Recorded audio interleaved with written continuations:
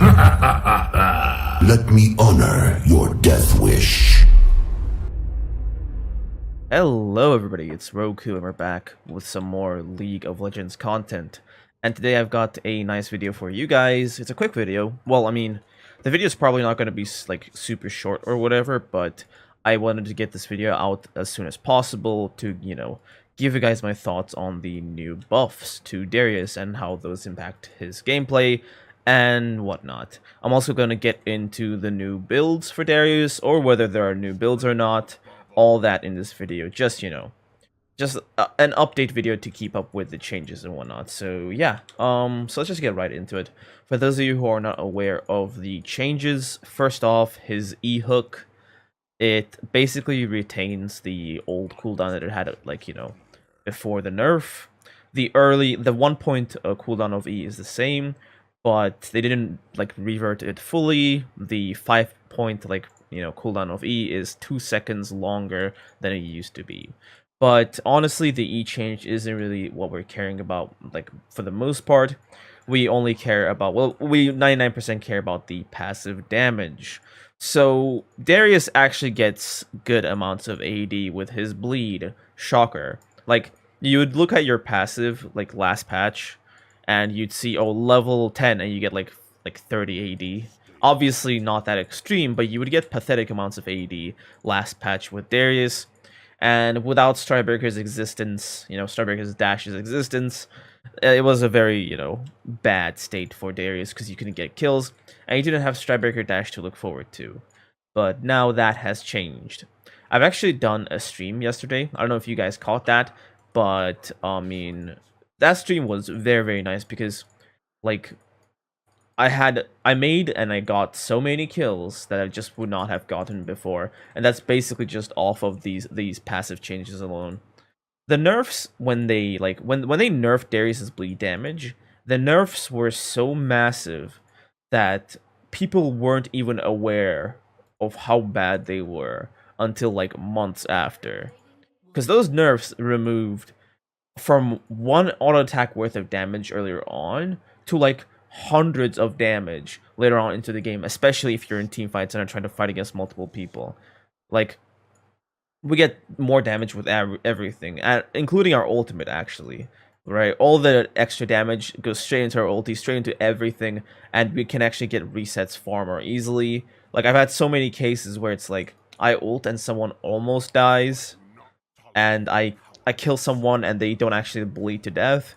But, not anymore, because now the bleed actually does more damage, the ult actually kills people. Darius feels so much better and more fun to play. Now, I know some of you guys want me to compare this Darius with the Darius that had Stridebreaker. And the comparison is kind of simple, okay? Stridebreaker was always a high elo thing. Old Stridebreaker, naturally. What I mean by that? Basically, using Stridebreaker properly, the dash into E took a lot of macro, took a lot of knowledge. It took knowing the range of Stridebreaker and your E, and knowing how people rotate around the map so that you can get to fights, get these weird flanks, and actually catch people. It took, knowledge of the game, and especially of the map, to use Stridebreaker to its maximum, okay? So, because it takes all this, additional skills to properly use the Stridebreaker dash, most of the time in low elo, you guys would not use Stridebreaker dash properly. Now, does this mean that back then, Stridebreaker was the worst item compared to other mythics? Obviously not. Stridebreaker was, with the dash, was always a great item for Darius. It just meant that, lower elo players did not use it to its maximum ability.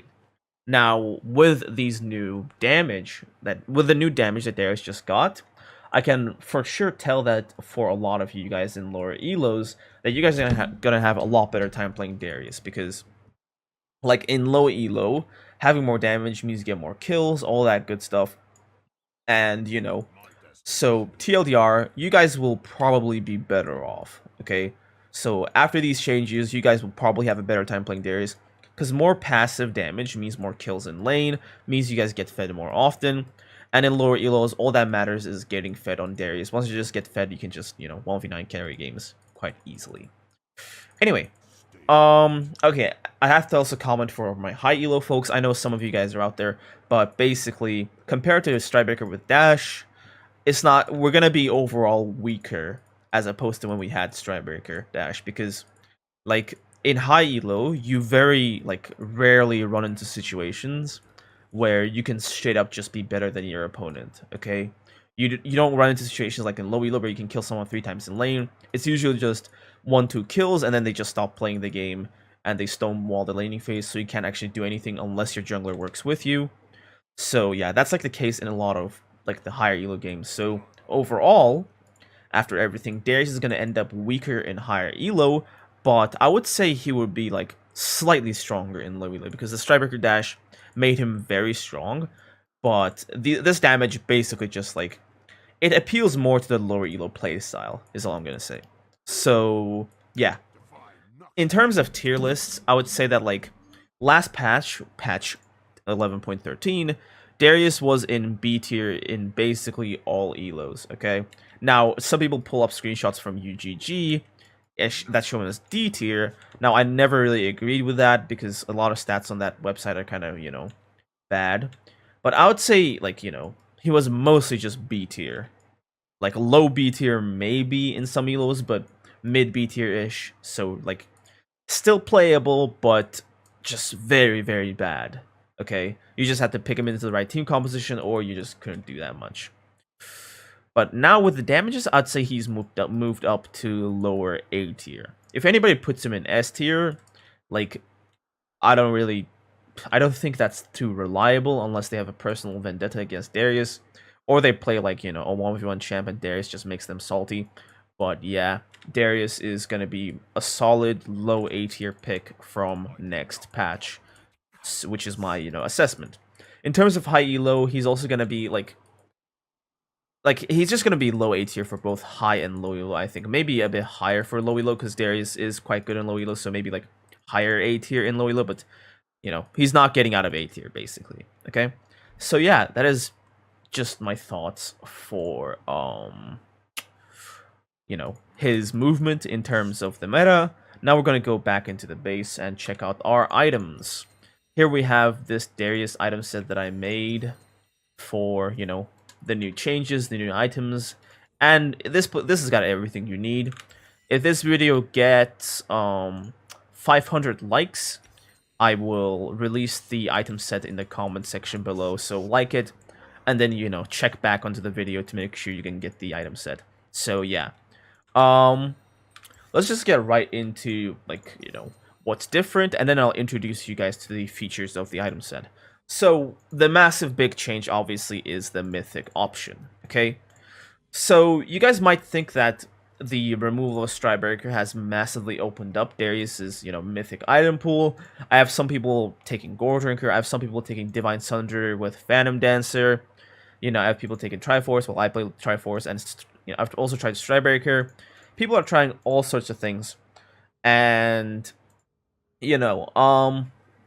as much as I dislike to admit this, his build has not actually changed all that much. His build is basically just the exact same with some exceptions. Okay, so exception 1 is Triforce is now a viable option as opposed to Stridebreaker. Okay, so you basically have a choice between Triforce or Stridebreaker in terms of your mythic, okay? Now, Stridebreaker did eat a massive, just a fat nerf in, 11.14, where it lost a lot of the, the slow went from 90% decaying to just flat 40%, which made the item, way weaker, in my opinion, because that 90% kind of acted like a stun, almost. So, yeah.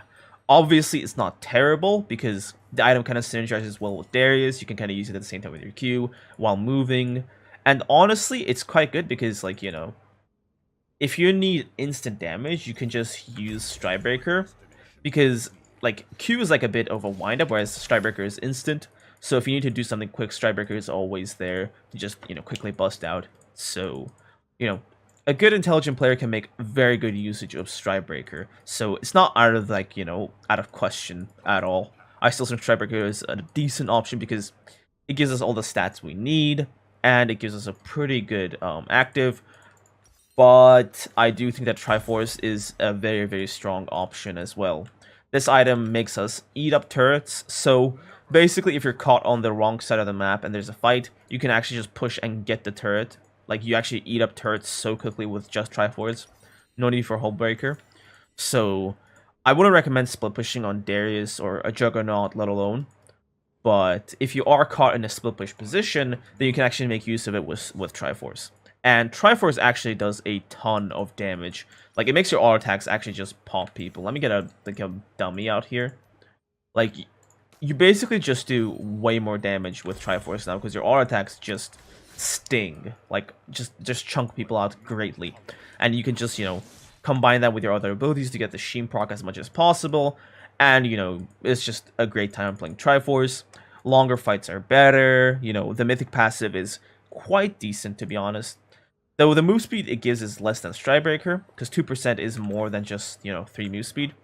It's still a great amount of, it's just a nice all-rounder of stats, AD, ability haste, and move speed. So yeah, Triforce is great.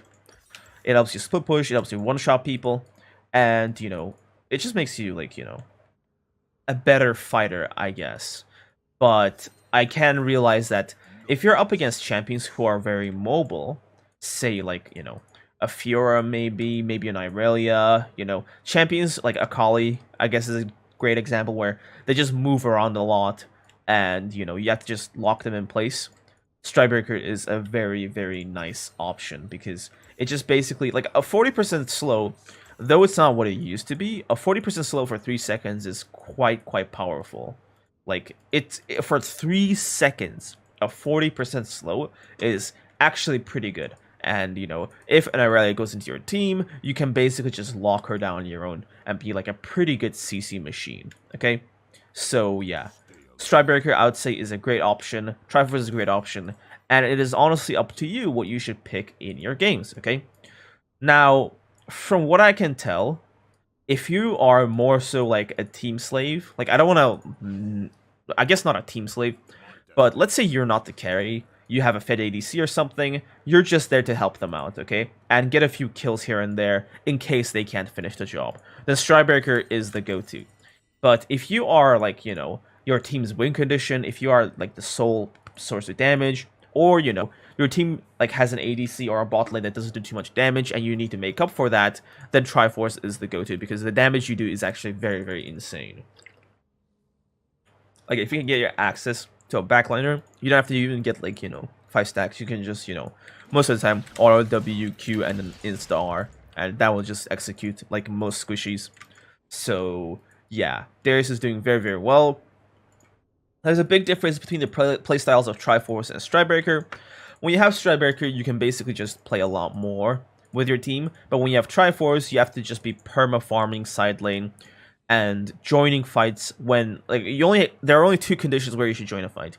1, when you have your sums, and 2, when it's a big fight, like around the dragon or around Baron, where you have to fight it, okay? Or like a defense of a turret, or like a siege or something. If there's an objective at, like, at risk, then it's a good idea for you to just quickly clear the wave and just go there.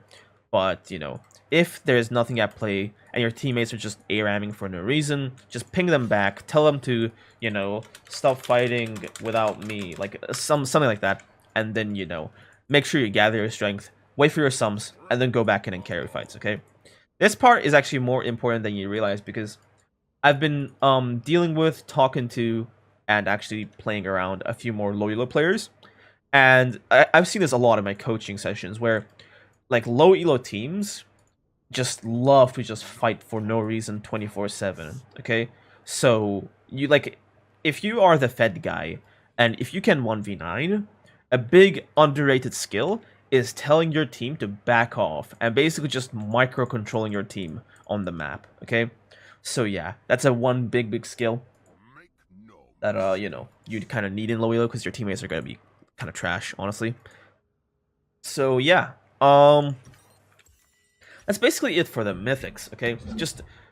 I know that, like, a lot of you guys just want me to tell you exactly what to build, but that is not gonna work, okay?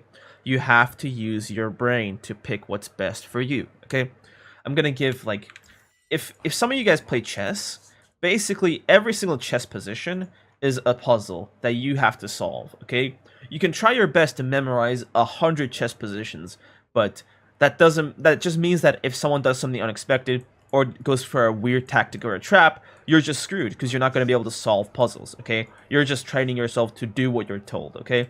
That's not what you can do in League, okay? You have to, like, it's good to have like a baseline of like, okay, 2 damage items, this, Darius, and then full tank. It's good to have a baseline, but it's even better to think for yourself and do like, what makes sense for the specific game, because there's no one build that works for every game. There are like hundreds of factors that go into your build, your rune choices, the optimal playstyles, and just, you have to get used to thinking for yourself and making the right decision. I've given you basically all the info you need, and you just have to sit back and just look at the team and be like, okay, Stridebreaker will be really, really useful here, so I'm going to build it, or, okay, my team is griefing now, even though I'm fed in lane, so I guess I have to go Triforce because I'm the carry. Things like that, So just try to think for yourself when it comes to picking your item builds, your runes, everything. And yeah, so that's for the mythics.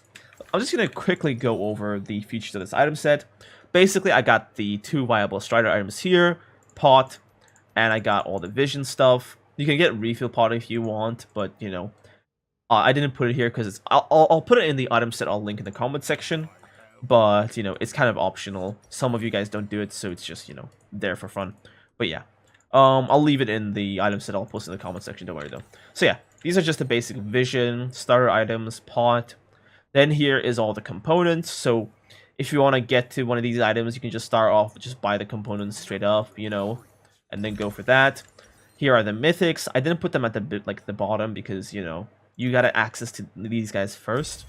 And then, the rest of the items, all the viable items are here basically, okay? Starax, a wonderful second item choice. You want to get this most of the time. Cleaver's okay if you guys are having trouble killing the enemies and you actually need that armor cleave, but remember, you're very good at killing squishies on Darius, so like Cleaver is not going to be like a purchase thing for most of your games, okay? But if, let's say, the enemy has like 3-4 tanks and it is your job to kill your tanks, nobody else can kill them, like they got a lot of squishy bruisers and whatever, and it's like you have to fight them, then Cleaver might be a decent option, but be aware that not going straight tank after Stridebreaker, not going straight tank after Starax is going to make you squishier, so you're not going to be able to fight frontline that much more, okay? Death Stance is a great option if you're up against a full armor team. We get a lot of those, in League. GA is perfect because, like, if you are the carry of your team, then you can just buy it and, as a third item because it's really cheap, and just, go in and make crazy plays and then have your team follow up, all that good stuff. Silvermere Dawn is great. Silvermere Dawn is great if you want to, like, if you're in a game where you're up against like a Mordekaiser or a Malzahar or something and you need that QSS, Kempung Chainsword, great item where you need anti-heal, works quite well with him, really cheap, a lot of great stats. And Hullbreaker if you're playing more of a split push playstyle and you find yourself getting like 50v1 a lot. But be careful because Hullbreaker is a very feast or famine item. If you die while you're trying to go for Hullbreaker, then you're basically just, grief your lead away, okay? So if you're going for Hullbreaker, be ready to play it perfectly and not die in a side lane, okay? Which is kind of why Juggernauts aren't good at split pushing, because they're so immobile and everybody's super fast, so they could just get a whole team on you like in 3 seconds, okay? Now, that is for the Bruiser Legendaries. Typically, you just want to go for, Mythic, Starax, and then, if the specific game requires it, one of these, and then you go straight full tank, okay? Now, a lot of games you'll actually not need any of these, okay? These are just for specific scenarios. I laid such scenarios out. Again, use your brain. Okay, the next, items are just tank items. So a great tank item is Gargoyle Stoneplate because it just makes you as strong as a frontline tank the second you get it. A lot of, great armor, like great stats. It gives you CR, gives you a lot of armor and magic resist, and a big shield. However, if they have a champion like Kha'Zix or Nocturne or somebody who can very easily build Zed, someone who can build Serpent's Fang, then it's not a good idea to double down on shield, because they have a very like powerful shield breaker like option for them. Okay, so look at the enemy team composition. If they have like a champion that can build a Serpent's Fang, then you probably shouldn't build Gargoyle Stoneplate. Okay, I put Deadman's here as an option into full AD teams, but honestly, Death Stance is better than Deadman's Plate. This item is so bad, and I would only get it if you're like, if you're just like, full armor and you have nothing else to get and it's late game, and maybe then I would recommend it. But even then, it's like, debatable whether it's worth getting or not. This item is just, Riot really killed this item for anybody except like, the few champions who kind of synergize with it really well. So yeah, I would not recommend Deadman's Plate at all unless you really you just need to complete your armor items. Okay, Randuin's, on the other hand, is an amazing item. It's really cheap. This item is super cheap, and for what it provides, it's really good because, like, if you're up against a champion like a Yasuo or a Tryndamere or a Samira or a champion that kind of needs to get close to you to do their damage, then you just buy this and you basically just counter them. Okay, and the range of it is basically just your Q range, so it's like 450-ish. So, if you can pull some carry and then activate this, they're basically just done for the fight, because you've cut their damage by a lot. You reduce their attack damage by 10% and their crit strike damage on top of all that by 20%, so that's great. But the best part about Randuin's isn't like, the legendary, it's this little guy, Warden's Mail. Now, the rock solid passive actually does way more than you think. Okay, when you buy this item versus a Fiora or an Irelia or like a Wukong, a champion that auto attacks you a lot, you go to the fight, you finish it, and then you mouse over this item and you see that it blocked like 200 damage per all or something. Like 100 earlier on, obviously, because you don't have much health, but the amount of damage Warden's Mail actually ends up blocking like stacks up to like hundreds or even like 1,000 at the end of the game. So getting an early Warden's Mail is really good if the enemy team allows it. Now, Warden's Mail is amazing if like you're laning against someone where you need Ninja Tabis, but the enemy team is like full CC or full MR, so it's like you need Ninja Tabis, but the enemy team doesn't let you get it. Then you buy this item. It's an amazing substitute for Ninja Tabis. It's 40 armor, it's the rock solid passive, it does a great job of blocking damage. So yeah, Warden's Mail is our new Bramble Vest. Speaking of Bramble Vest, this item isn't doing too great, honestly. Bramble Vest has been nerfed so heavily, it basically deals 0 damage to the enemy. And, I would only recommend this against basically just Fiora. But in my personal experience, I've had more, a better time against Fiora by building Tabis and then Warden's Mail instead. Like, it's just not worth it to get Bramble Vest anymore. Not to mention how Thornmail is basically just a decent amount of stats and nothing else. Thornmail is kind of bad, really, because the 60% grievous wounds can only be applied to people that you pull with your E, okay? Like, if you don't, like, that's your only way of applying it, okay? So, you're not like a tank with like 3-4 things of CC on each ability. You just have one CC, one hard CC, so Thornmail is kinda not too good with Darius' kit.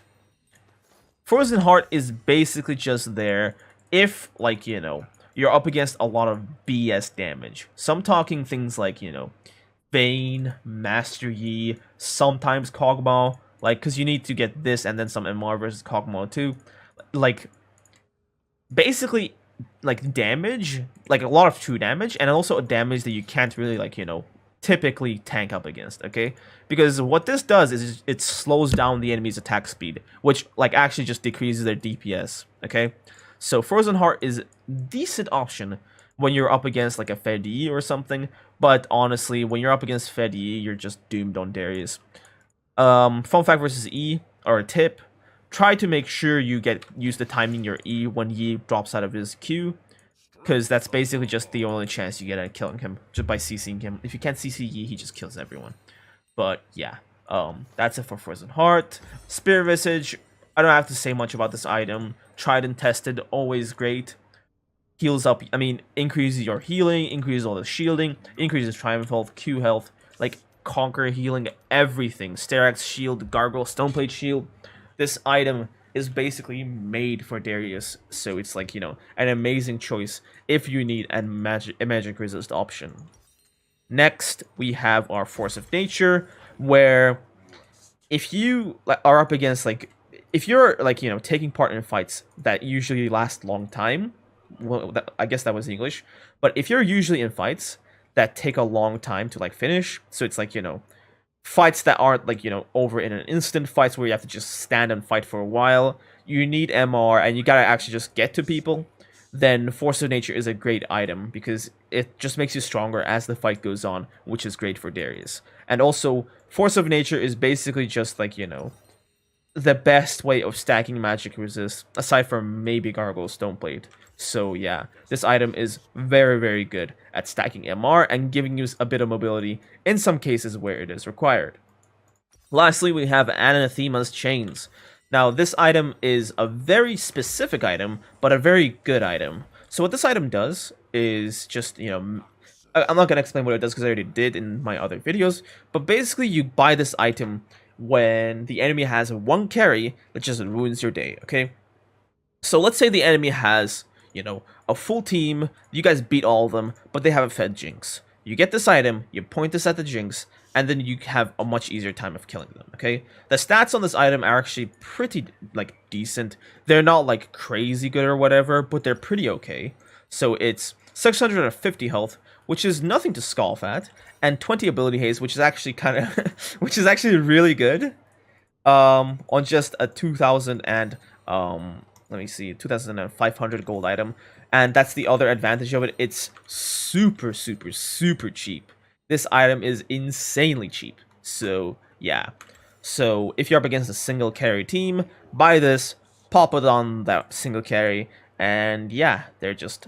Well, they're not exactly screwed, because they can still kill you eventually, but it's just, you know, you're not going to have, you know, as bad of a time trying to survive in fights as before. Okay? So that is pretty much it for all of the items. As for kind of build layouts, I kind of alluded to this before, but you need a Mythic, Starax, sometimes one of these bruiser items, you know, let's just go for Death Stance, I guess. Then your tank Mythic, one more tank item, and then boom, you know, your Tabis or something, or like your boots, you know. Obviously, you buy your boots earlier on into the game. I just didn't count it as an item slot. But yeah, if you're in hyper late game, you can kind of, I guess, sell your boots for either Force of Nature or Dead Man's Plate. But that's just super, super like late game. So you shouldn't even be thinking about it that much because late game doesn't really matter for Darius. Late game Darius sucks. So yeah, you know, it just depends on what you need for the game.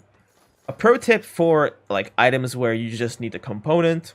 So like, you know, QSS, Executioners, Warden's Mail, or even Bramble Vest in some fringe cases. Like a pro tip for some of those items is sometimes the function of the, you know, epic item, like, you know, is more important than getting the rest of the legendary item.